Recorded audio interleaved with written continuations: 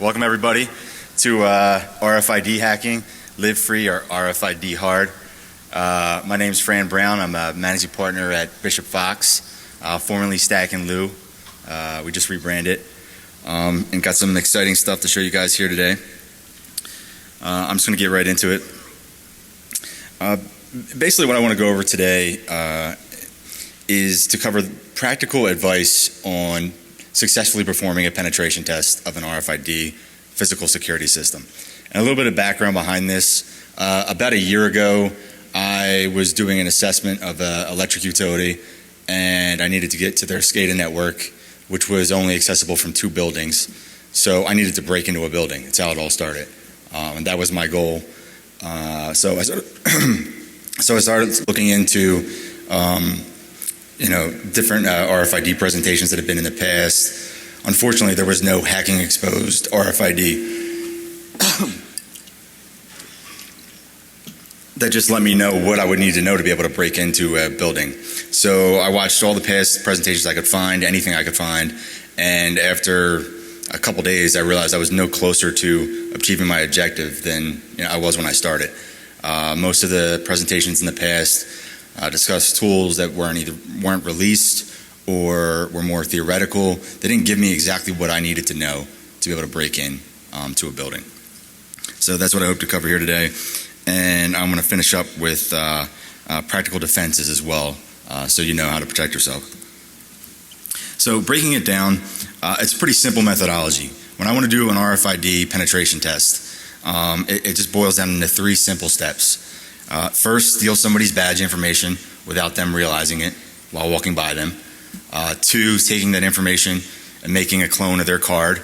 And then 3, going into the building that I want to break into and possibly planning a back door so I don't have to stay there very long.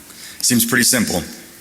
But the thing that I soon realized that step 1 was a little bit difficult, because most of the tools out there required you to get within a couple centimeters to be able to successfully steal someone's badge information out of their pocket or their purse or what have you. So that kind of led to what I like to call the ass grabbing method of RFID hacking. I watched, these are all from different presentations, YouTube videos, things I've seen in the past where the people go on and on about how insecure it is and how easy it is to steal somebody's badge information, and then they have things like this where they're walking up and grabbing people's asses with a Proxmark run down their sleeve with a big CD-sized antenna, and walking around ass grabbing. I don't know how many you see Jonathan Westhughes up there. I don't know how many times you could potentially do that, walk around and a Target facility and start grab-assing and before you actually get caught. I'd imagine maybe once or twice. So this wasn't a realistic thing for me. I'm like, this isn't going to work. I'm not sure what I could do at this point, but there's not really any tools that are out there that would allow me to realistically be able to pull this type of attack off. So I started looking into my own custom solutions, and with that, I'm going to do a couple quick videos that I think demonstrate the limitations as well as our tools for stealing for step 1 there, and making a clone of a card, just to show how easy it is now to be able to pull this off and steal someone's badge number and then break into a building. So I'm going to go to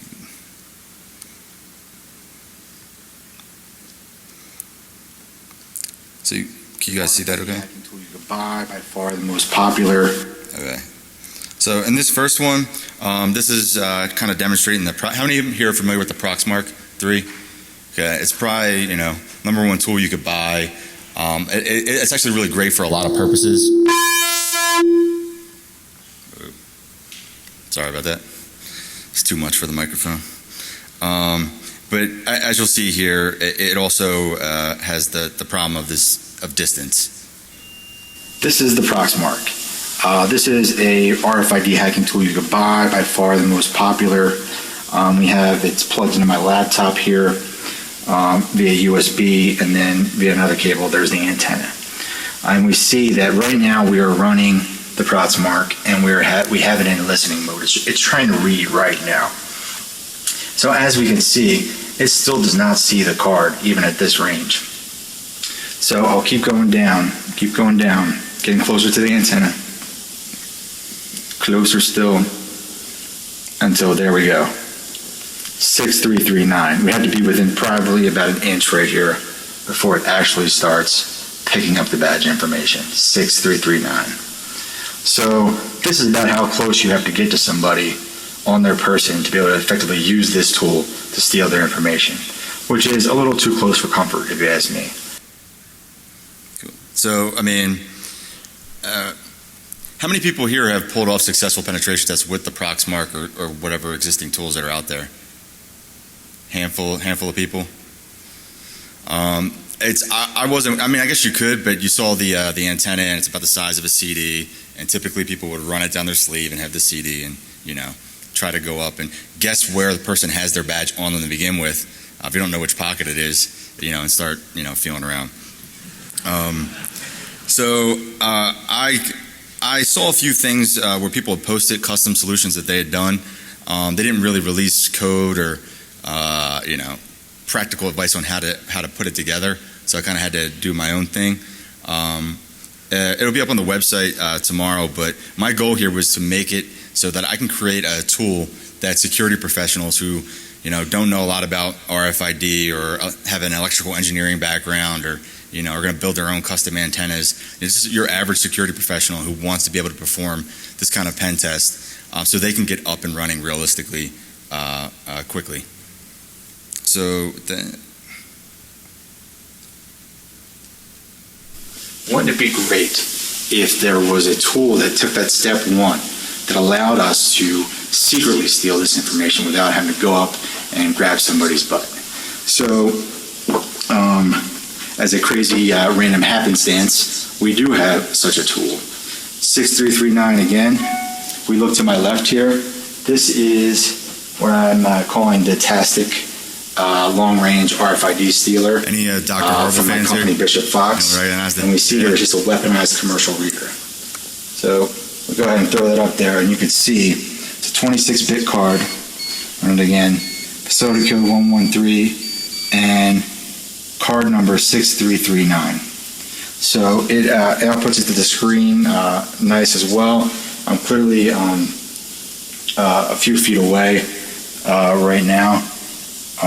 And with this, I can steal the information without having to go and grab somebody's butt. So taking a little quicker look at what this tool is actually doing and how the circuit board comes into play. I'm going to turn this off. And we can see that it is about 1 foot by 1 foot and only 1 inch deep. Extremely light, portable. Have a missile switch on the back here, which I was using to not accidentally turn it on, things like that. It's completely self-powered and portable. So what you would do is take this, put it in your messenger bag or backpack or briefcase, walk around with it, walk by somebody from up to 3 feet away and pick up their badge information, which is much better than grabbing butts up here. It's not only does it write it to the screen, but we actually see it's easy to take apart here. Just a single screw in the front, thumb screw that I could just twist out, and take the lid off.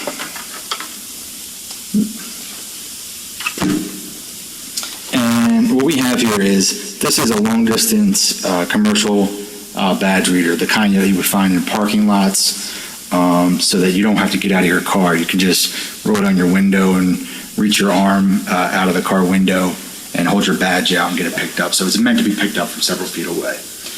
All of this was in here to begin with. All I did was add the LCD screen, the batteries to self-power it, and you will recognize this circuit board here, which you have without all of the things already installed. But it has all the logic, the code behind it will be on our website for you to download as well. And this is just an Arduino controller that you can buy online on Amazon, Radio Shack, as well as just some resistors and a few things there you can pick up anywhere. We'll have detailed instructions on the website on how to recreate this, which is our main goal here. And finally, we have a micro SD card, which not only was it writing it, but it was actually writing it to the SD card in cards.txt, a text file. So pretty cool. Basically,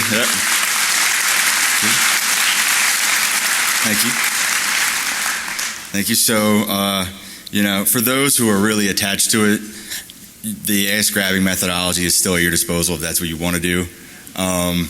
But this, I think, is a much better solution. And as you can see, it's super light. Got just self-powered, completely portable.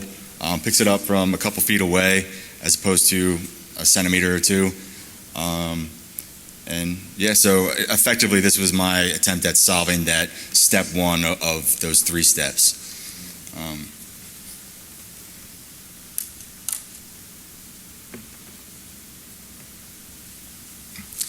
And then I just have one more video, which shows you step 2, which I mentioned. I like the Proxmark for a lot of things, but this will show SD card. The output of a. Just going to pop it into my laptop. It should come up over here.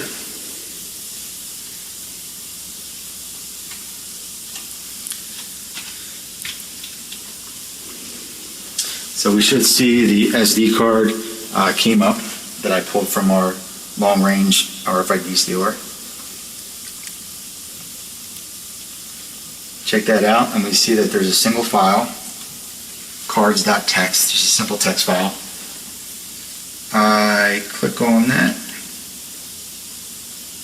and we see here, we scanned it a few times.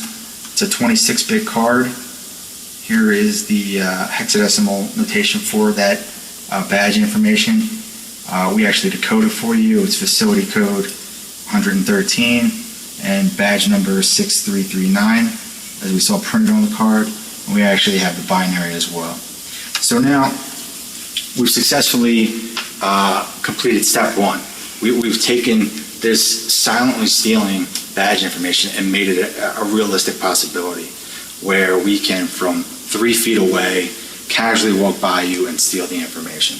Now that we have that, we could use tools like the Proxmark to quickly create a cloned fake version of your badge so that we can go use it. And that is extremely easy. It's a single command. We already have the Proxmark set up here. So what we're going to do is I'm going to go ahead and copy the hexadecimal version of this badge, 6339. Click copy. And we're going to come back to our Proxmark here. Now the Proxmark is in read mode right now, so by hitting this button I'll stop that. So now we have the badge information from our tool, just this hexadecimal value, and what we're going to do is take this programmable T557 card, which is a programmable card that doesn't read like anything right now, and we can turn this. This is just a sticky note. It's clearly not the 6339 badge. Let's put a post-it on there. It's programmable, so I just lay that on top of the antenna here, and if we look right here, all I'm going to do is type in LF for low frequency, HID, because it's a HID card, clone, space, and then I'm just going to paste in that value we took from our cards.txt file. And click enter. And we see cloning tagged with that value that we stole, done. So right now, this card is functionally an exact duplicate of the card that we stole, 6339. So let's test it out. So we have our original again, badge number 6339. We have the original card, 6339. And it's a Prox card too. Go over here, 6339 still. Now we take our clone card, this card, which is clearly not that same card, just has my sticky note on it. That third grade handwriting on there. We come up to it. Badge 6339. facility code 113, 26-bit card. So now we've successfully stolen and now made a fake copy of this person's badge.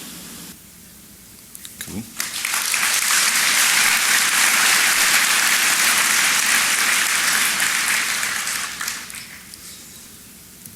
Cool. So pretty easy now, right?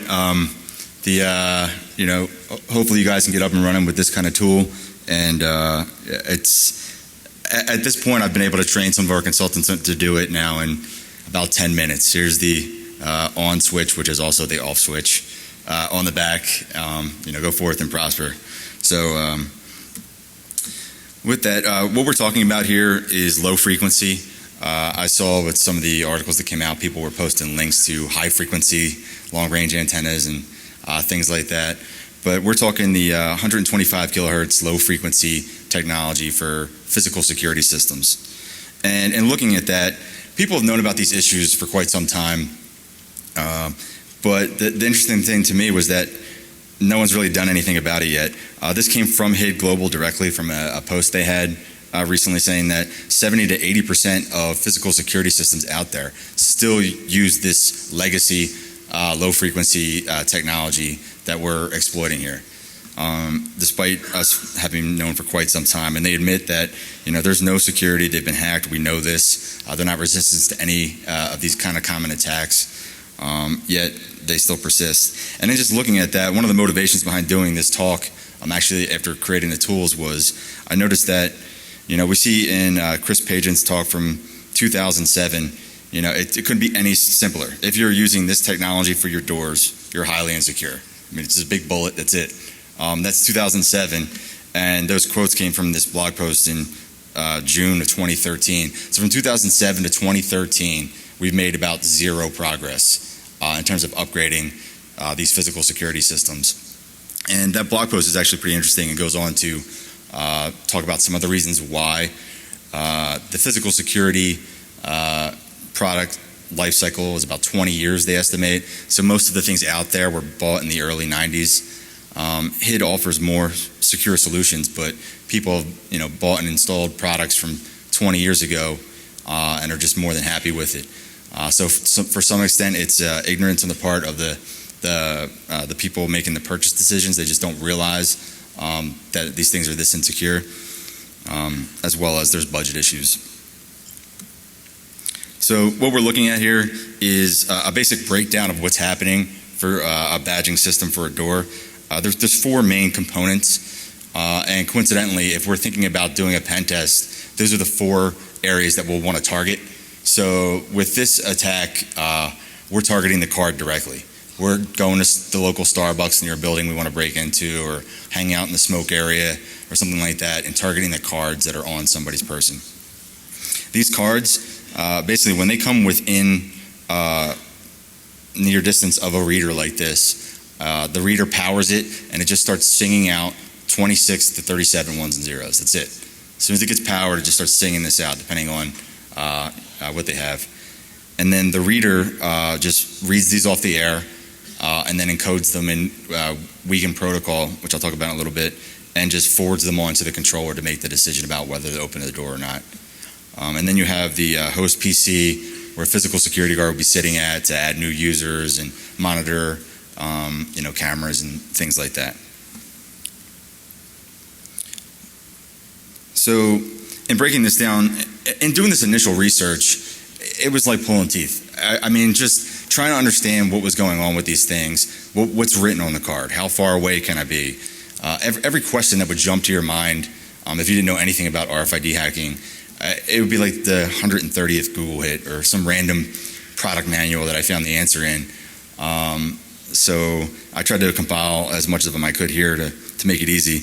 But one of the questions that come up is, if I saw somebody's badge, if I looked at the number on the back, is that enough information for me to make a fake copy of it? If you went on Google Images and somebody took a picture and you saw their badge number, could you make a copy of that? Well, the short answer is maybe. If they're so basically those 26 to 37 ones and zeros that it sings out the card when it comes near a reader, those eventually get interpreted by a controller, and the way they get interpreted is basically what they call the card format, which typically breaks down into your card ID and a facility code. What's written on the card is the card ID, which is part of what you need.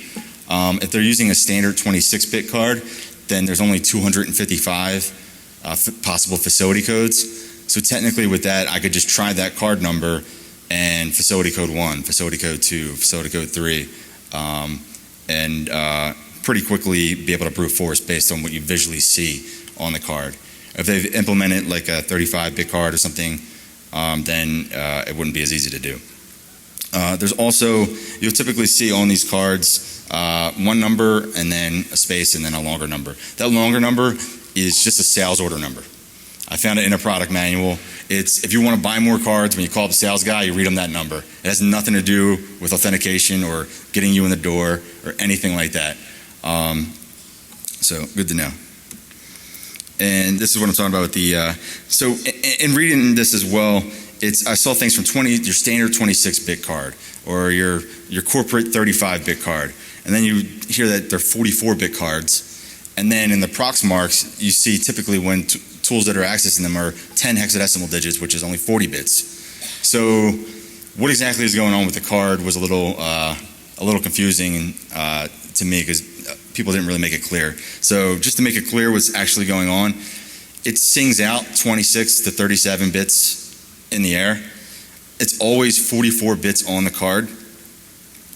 And what we see here, I scanned this in from a product manual and put the notation in there myself. Typically always the first hexadecimal will be a 0, which usually gets dropped, which is why you see it as 10. You see the full version there of 11 hexadecimal digits, but starting with a 0. So what happens is there's always 44 bits on the card, which you see up there. The standard 26-bit is what you see on the right. And then it starts, come on, man. Everyone look at that guy with the stare. So it's always, every single card, it starts with 6 zeros and a 1. Every single card. 6 zeros and a 1. And then there's a buffer of 10 zeros, and then a parity or sentinel bit, and then your 26 bits. So if you have a 35-bit card or anything up to 37, all it does is extend to the left there using that buffer of those 10 zeros. And that's the full 44 bits that are on the card. So, mystery solved.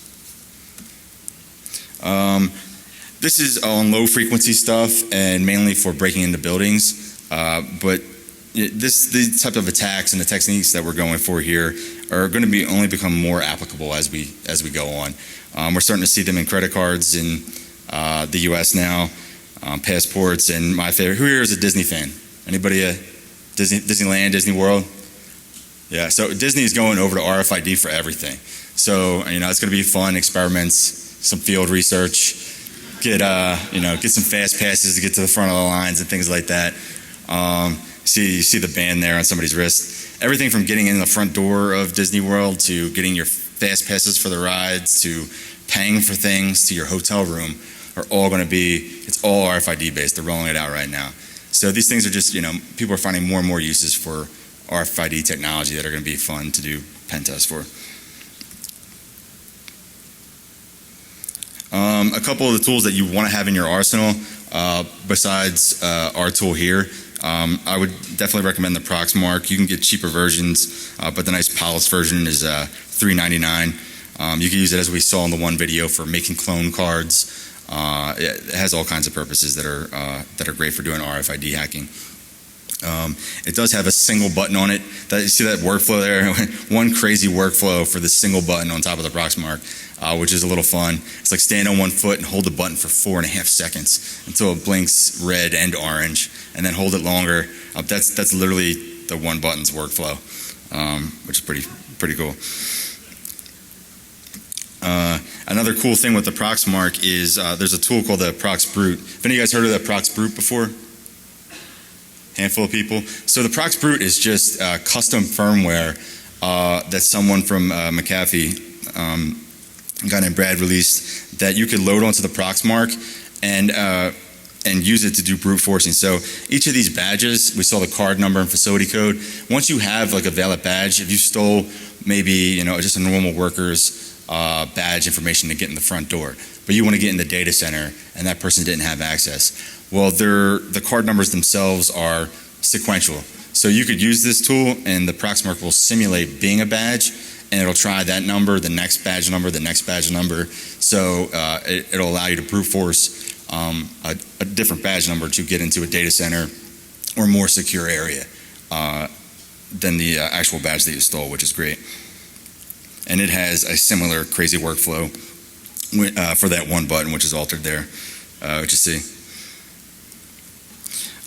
Also, there's Adam Laurie stuff, the RFID scripts. So Adam Laurie's done a bunch of talks. Over time has compiled a bunch of different Python scripts for doing RFID hacking. And he just keeps adding to them, so for all sorts of different purposes. So I would definitely recommend checking that out, as well as one convenience is that the software, it all comes loaded on Backtrack. So all you need to do is get the equipment, plug the USB in, and fire up Backtrack, and you could be up and running and doing some stuff pretty quickly. These are extremely cool. Has anyone seen these tools before from RFIDs? Okay, I don't think I've ever seen this in a security presentation on RFID. I happened to just stumble across it.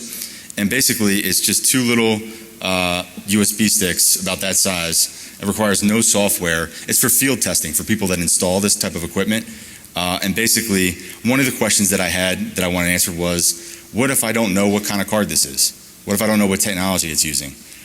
Take the Disney example. The Disney stuff doesn't have identifying, it has all Walt Disney stuff on their cards. It doesn't have what kind of card it actually is. So if I wanted to figure out what technology it was, I would use these things. They say they have a high frequency and a low frequency little USB stick. You plug it in, you open up Notepad, you lay a card on top of it and click print screen, and in Notepad it'll tell you not only what the badge information is, but exactly what technology it is, which matters for being able to understand what kind of tools you're going to need to break into it. So pretty cool. And then again, this is our tool again, which you saw the demonstration of already. I programmed in there, you see a 35-bit card. Basically, you'll be able to get one of those circuit boards I'm about to give out, or go to our website. I should be up tomorrow. Download the code that you could send away to anyone that makes circuit boards, and for about $30, they'll send you a copy. Then you buy the parts that you need, load the code that we have. It'll be on our website and be up and running. You essentially plug this into any RFID reader that there is for any of the technologies. So as we'll see, simple missile switch in the back, easily from 3 feet away. I designed it, what I'll be releasing, I designed it in fritzing. How many of you guys are familiar with fritzing? Anybody? To play around with it? Which allows us, I'll be releasing that, and you can actually export it to extended Gerber to send away to actually get the board. That's a picture of the board that I'll be giving away after the talk. And essentially, you could take this board, and it just basically has 2 inputs and 2 outputs. It's taking in the output of a reader, like this one here. It's taking in the batteries, and it's outputting the badge number to a screen and to a text file on the card. That's as simple as you could think of how the board is working. And it's tapping, that output of the reader is this Wiegand output that I mentioned earlier, which every single badge reader has this output, and they typically use. So those 26 to 37 ones and zeros, basically there's data 1 and data 0. For each 1, it sends a pulse on data 1. For each 0, it sends a pulse on data 0. And we're just tapping into that.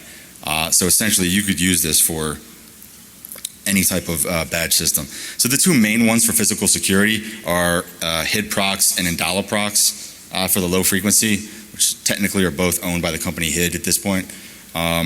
But if I held a HID badge up to an Indala reader, it wouldn't do anything. Or if I held an Indala card up to a HID reader, it wouldn't do anything. So between these 2 long-distance readers, one of which you see here, you're pretty much covered with 99% of the badges that people would have out there. So you could take my board, plug it into the HID reader, which we have here, and if you notice it's not working, you could plug it into the long-distance Indala reader and just walk around and grab people's Indala cards as well. You see the proven secure lies written there for Indala. Indala claims to be more secure. and they have a lot of people convinced that it is. Instead of just singing out the ones and zeros, it does a little bit of obfuscation, which doesn't even matter, because if we're using an actual dollar reader like we are, it does all the decoding for you. So, so it's very easy to do, and we've made fake versions, and so both of these are just as susceptible. And finally, I just plugged in with the Arduino an SD card and writing it to a text file for ease, but there are plenty of Arduino add-ons that you can imagine we play around with and add next, from adding Bluetooth capabilities so I could see the badges on my phone as they're being read, or even cell phone capability to have a text message me every badge that it sees if I leave it somewhere else. And these things would be relatively easy to add on to this type of technology. Forward. Dropping no eaves, Mr. Gandalf. Basically, if you guys are aware of any tools that do this attack, you can let me know. I've heard people talk about it in theory in some PhD papers, but the distance limitation that we're now getting with 3 feet and was centimeters before is due to powering the card, not actually reading the ones and zeros that it's singing out. So people have talked about, if you leave something near the front door of an actual building and you let the real reader of that door power their card, you can listen for those ones and zeros from further away. And I know that Chris Pageant's talk, he had mentioned being able to get up to 10 feet with this in this passive mode, letting someone else power it. This tool obviously never was released due to legal reasons, I believe, and I haven't seen any other tools that actually successfully do it, but it is something to be aware of in terms of getting further distance still. Making a copy of the card. I mentioned this in the video. What you would want to get are these T55X7 cards. There's all kind of, they're like $1. You could buy them online. Oh, just a note, all these slides, my notes sections are like white papers, links to everything you would want for each topic are in there, and I'll have links to where you could buy these. But these things are not blank cards. They're programmable cards, so they'll simulate the data and behavior of any type of card. And what I meant by, when I mentioned a HID card wouldn't work with Indala and an Indala card wouldn't work with HID, these cards can behave like an Indala card, or they can behave like a HID card. So they could simulate any type of card and the data on them. So, I mean, they're definitely something you want to have in your arsenal and you can reprogram them as much as you want to be your fake versions of cards. Finally, if people start, using RFID blocking wallets and stuff like that, we got to move down the line of what we're attacking. There are things out there where you can, pop open the lid of the reader and start dumping things off the readers and attacking them directly. There's a man-in-the-middle tool called Gecko where you plug it in the reader, and as people badge in, it's writing them all to something as well. And I didn't really design my circuit board to be used in that way, but I realized afterwards, with a little minor alterations, you could use that circuit board. All I'm doing is tapping into the output of a real reader. You could take that circuit board, go to the front of a building that you're trying to break into, pop the lid off, insert it, and have it sit there, and record all the other real badges that are coming through that reader. So you could use it in this way as well. This Brad, I'll butcher his last name Antonowicz from McAfee, the guy that actually made that Prox Brute software I'm talking about, he has a project here that you can see where he's come up with tons of scripts and things to attack the readers and attack the controllers directly, which are pretty cool. I would recommend checking out. Lastly, once you get in, you want to not be in the building any longer than you have to be. So I recommend, when you're familiar with the Pwn plug, all right, cool. So it's just going to be your little personal VPN, your backdoor into their network. It's $1,000 for the regular Pwn plug and $1,500 for the power Pwn. It's pretty cool looking. It's a little hefty. I would recommend, a lot of people are coming out with images for the Raspberry Pi that allow them to effectively do the same exact thing. From Pony Express, the people that make the Pwn plug, you got the Raspberry Pwn, the Rogue Pi, the Pwn Pi. So for $35 instead of $1,500, you can create your own little backdoor to be on the network. And you see there, people use, hollowed out old laptop chargers, things like that, put the Raspberry Pi in it to be their own little backdoor, which is pretty cool. I think we're just about out of time, so I'm going to skip the defenses. Avoid being probes. I don't know if this will help you out or not, but it's very fashionable. So I would recommend upgrading your systems, if possible, to the contactless smart cards, the high-frequency stuff. These things could do challenge response, authentication, have encryption. There's more secure products out there. If you're a company that has 100,000 employees, placing everybody's badges and every single door out there might be not that realistic, at least in any kind of good time frame. So in order to get around that, what I would recommend is changing, using things like anomaly detection software, so that if I badge in at 8 in the morning every morning, but all of a sudden I'm badging in at 4 in the morning in a building I never go to, you can have it generate an alert and flag you. Also, you have the protective sleeves that I'll talk about more in a second. But you want to not wear your badge in prominent view, so I can't make a realistic looking picture of it. Security screws that prevent people from easily popping the lid off your reader on your door instead of just normal screws.